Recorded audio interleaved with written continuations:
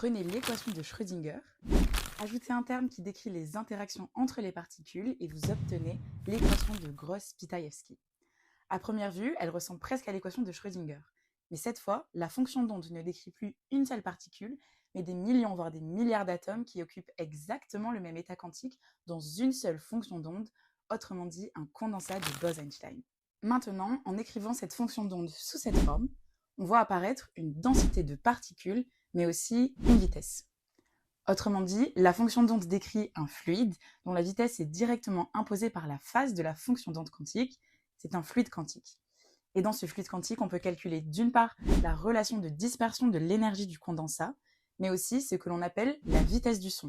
Et on observe alors que la dispersion est d'abord linéaire puis quadratique, c'est la dispersion de Bogoliubov, ce qui veut dire que le fluide est en superfluide. Une autre conséquence extraordinaire de la superfluidité dans l'équation de Gross-Pitaevsky, c'est que comme une fonction d'onde doit retrouver exactement la même valeur lorsqu'on fait un tour complet, sa phase ne peut varier que dans multiples entiers de 2π. La circulation du fluide devient alors quantifiée. Résultat, un superfluide ne peut pas couler ou tourner n'importe comment. Il est obligé de fabriquer des vortex quantifiés.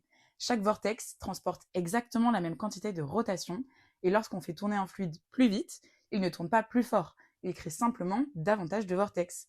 Et ces vortex sont ce que l'on appelle des défauts topologiques. Et un défaut topologique n'est pas un objet fait de matière, c'est une information géométrique enfermée dans un champ. Et les défauts ou excitations topologiques sont au cœur de la recherche actuelle en physique, car ils sont présents dans de nombreux systèmes très différents et ont des applications importantes de par leur stabilité et leur robustesse étonnante.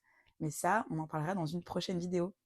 Moi, c'est Magali, je fais une thèse sur les matériaux quantiques, et si tu veux en savoir plus, alors abonne-toi.